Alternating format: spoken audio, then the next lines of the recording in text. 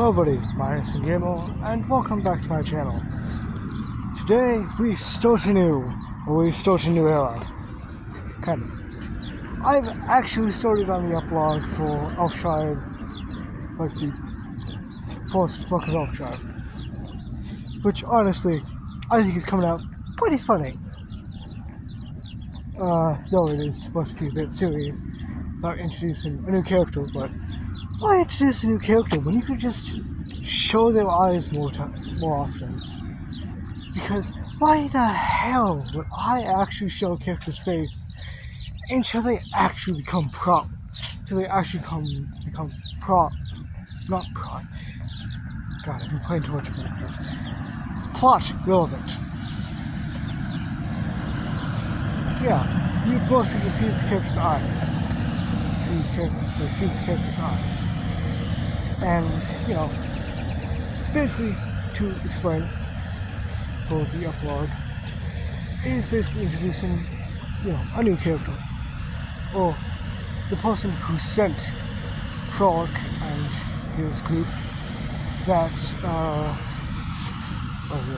letter or invitation to the Oven Royal Ball. Which happens to be this man whose face is always in shadow, except for his eyes.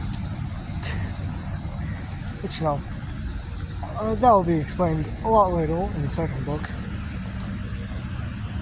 But basically, he's talking about some woman.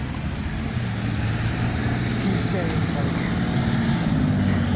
she's been gone for so long now. Basically stuff relating to things like she left behind this is an auto and she just left it behind. And then one of my favorites, the audacity of this woman. Which, of course, if you haven't caught on by now, is Scar. Because Scar is a runaway princess. If you want to be a princess, where's getting me full call? Lesbians. Women's rights. And then she's he's basically talking about curses against the name of Scar, because she followed the way of wanting royalty. And he's basically writing this invitation letter to the ball shoot, catch the group off guard. You might be wondering, well, how does he know that Skull is with Frog? Well, that'll be introduced in a moment, right after we introduce another character who isn't relevant at all. Isn't relevant to book 3 or any of the future books, but it's just a funny joke that I can come up with, which is an attendant. Basically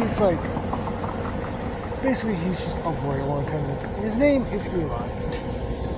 Why is his name Eli? Because Eli is one of the funniest names. It started off with the character Dr. Calloway, or Dr. Felix Calloway, is his full name. Basically, Eli is sort of attendant that he's just everyone's so shy and wholesome. It's funny, and he's kind of just transitioning most of my stuff. But basically, this version of Eli, he's very shy, and the person in the shadow is absolutely being rude to him.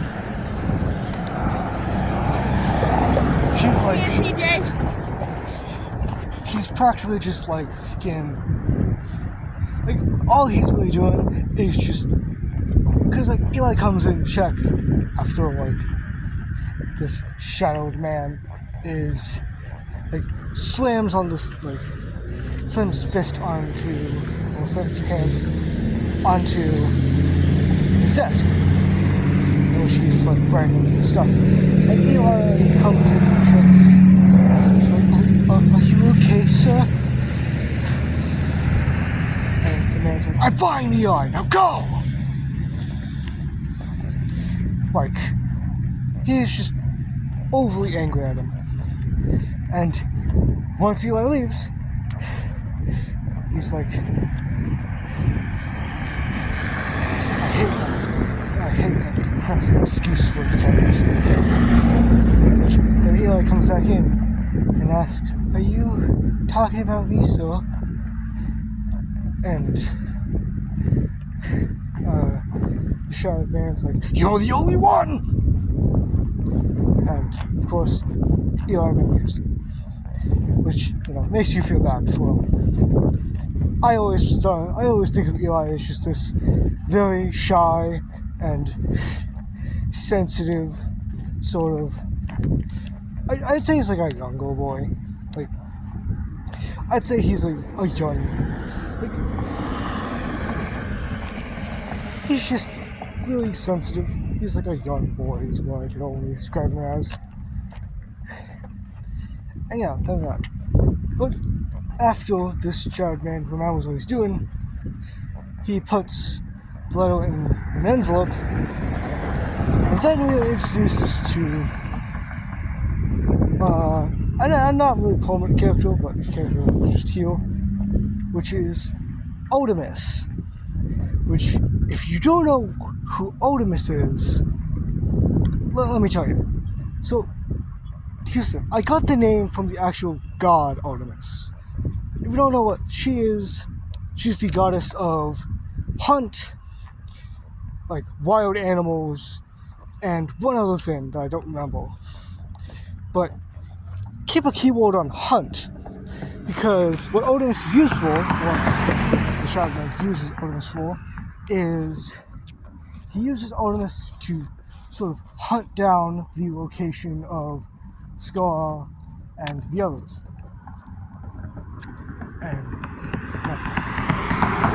I was just going to call Artemis because I was just going to call it the bird, because Artemis is like this delivery board or like messenger board. I was just going to call it Artemis because, maybe a fun reference to TF2 with Archimedes, the pigeon, or dove maybe, I don't know. But like, when I found out that, because I had to look up Artemis to see if I was like actually like, doing her name right, and I wanted to make sure that she was a woman. The reason why is because, well, the Artemis that I'm making is also a woman. Or not a woman, but a female bird. Do I have a specific type of bird? No, because then that would make it harder. So all I'm really going to say is that she's just a dove. Maybe a dove, maybe a pigeon. I don't know. Either way, like, once I found out that Artemis means hunt, I'm like, yeah, I definitely have to go for this name now, because like,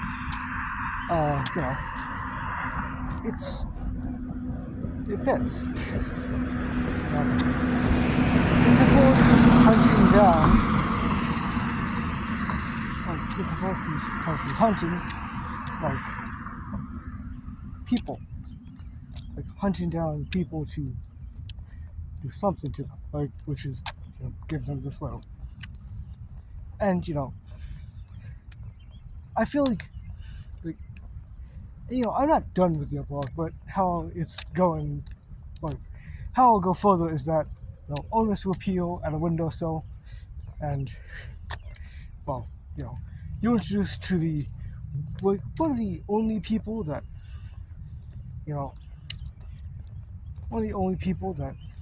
like, the Shadow Man actually likes, because Artemis is his bird. His little lady. And, I just think that's kind of cute that, the Shadow Man, it's someone who will be on the second book, of course.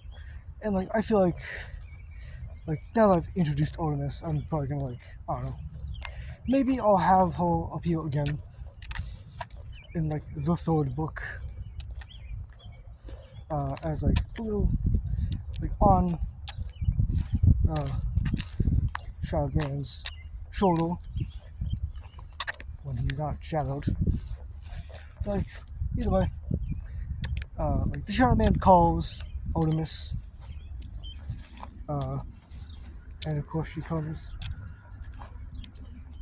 and he pets his bird and hands her the letter and sends her off. The other thing the Shadow Man does is he stands up and puts on a mask to sort of, and he puts on a mask, and then he leaves. A very familiar mask that someone will recognize.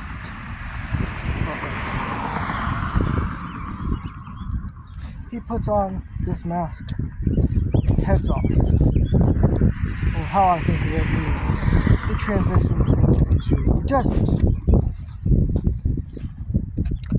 Ain't that just weird? A strange little detail but there, huh? Well, we'll have to find out. Either way, like, he puts on a mask and then, leaves the room. Or his face is finally shown with the mask on. Because, why not? And he heads off. And that would be the end of the vlog. And if I have any more room, I'll probably just put in the little, I'll probably do a short back and forth between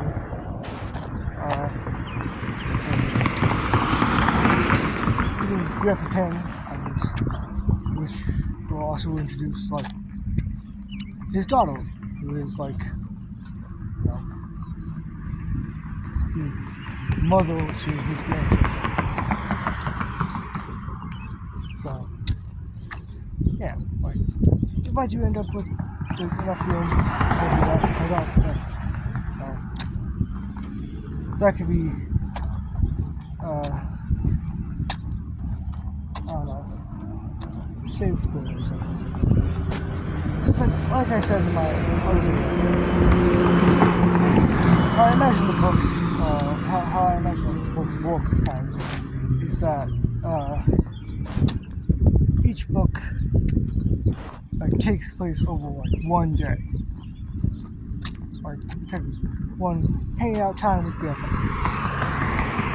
and of course,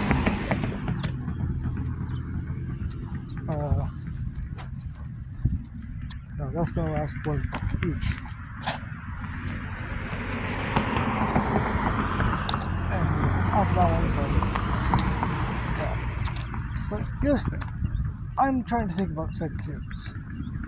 And the problem is, I don't know if I'm going to make the series. I don't know if I'm going to make the series. Because here's my plan for it. Here's like one kind of idea I have before. Basically, like, it of course takes place with Frank's kid, and he basically accidentally kills his father. He accidentally kills Frank, which is not a very good thing with an unknown source of magic. And basically, what he wants to do is, like, he's trying to hide out. The authorities don't get him because he committed murder. Maybe. He would find then Pin and a love of Pin. Like, a love interest for Pin because why not?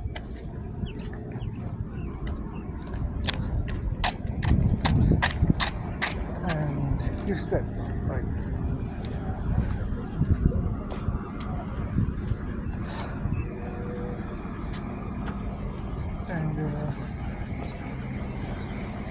basically, to summarize it, imagine it being just a whole big nightmare. But, you know, if not, then that is why I do for something fun, ignore that. Either way, it's off now. Like, subscribe, and goodbye.